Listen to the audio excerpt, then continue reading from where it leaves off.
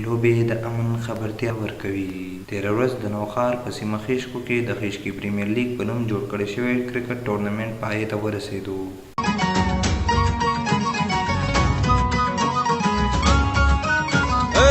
निकले हैं शहजादे दुनिया को दिखाने, आए हैं हम दीवाने फिर से गेम उठाने। पूछो ना ये कैसी रात होगी आज, हर सू चारों तरफ होगी अपनी बात, फिर सीटी बजेगी. په دغه ټورنمنټ کې 32 ټیمانو برخه اخیستې وه. دا ګراوند د نشوالي له کبله دا ټورنمنټ مقبره کې ترسره شو. د ټورنمنټ ګټه اشفاق کرکټ کلب په خپل نوم کړه. د نوښار نایب تحصیل ناظم زهرالم خان په دغه ټورنمنټ کې د مشر میلمه په حیث ګډون وکړو او د ګټونکي ټیم لوبغاړو ته یې ټراپیانې او نقد انعامونه ورکړل.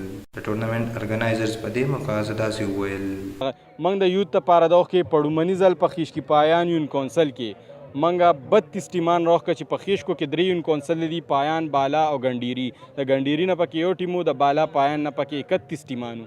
دلته مخکې چې څونه ټورنمنټ یو تی 16 ټیمانو دي، بس مخکې سره درز غروز او فاینل ته کمیټي ټیم ورسي. نو کمیټي ټیم چې ورسي نو بس کیسه ختمه شو، اعلان شو، پیسې وي ولاړ شي. خو موږ چونکې داسې کار نه دی کړی، موږ دې ته اوس د سیمټي پیچ اعلان هم وکړو. دلته را پیچونه ډېر زیات کندي کېږي، غټې مسلې دي. او دې نه علاوه چې کم دی نو موږ دوی ته ټرافیانې مخ برابر راوړي، سرټیفیکیټس مو دا کړي، هر شی مو دا کړی، خپل وس کوشش مو کړی دی. او د حکومتي چې کوم حکومت دی نه موږ تمه ساتو. خیشکو کې نه څه ګراوند شته، موږ مقبره کې اخته وو، په قبرونو پاسه خلک اوړي راوړي، هېڅ هم نشته. موږ سرکار نه دا مطالبه کوو چې موږ یو ښه ګراوند په خیشکو کې جوړ کړي. د دې په وجه خیشکو کې ښه پلیران شته، غریبانان دي، څوک پکې لکه چا سره پیسې نشته، وروستو پاتې شي، څوک مزدوري وکړي. نو موږ سرکار نه مطالبه کوو چې موږ له یو ښه ګراوند راکړي، ای سره لکه سامان موږ ته لکه فراهم کړي. د کرکټ یو لوبغاړي زیاته کړه چې حکومتي مرسته به د لوبغاړو حوصله نوره هم زیاته کړي.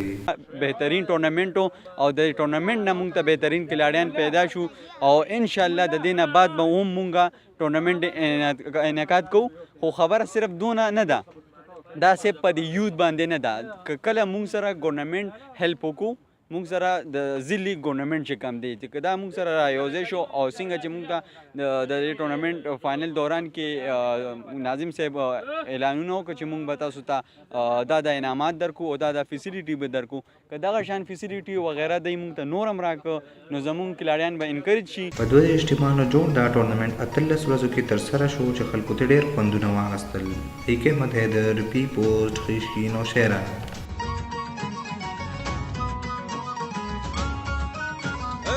निकले हैं शहजादे दुनिया को दिखाने, आए हैं हम दीवाने फिर से गेम उठाने। पूछो ना ये कैसी रात होगी आज, हर सू चारों तरफ होगी अपनी बात, फिर सीटी बजेगी, स्टेज सजेगा और ताली बजेगी, अब खेल जमेगा.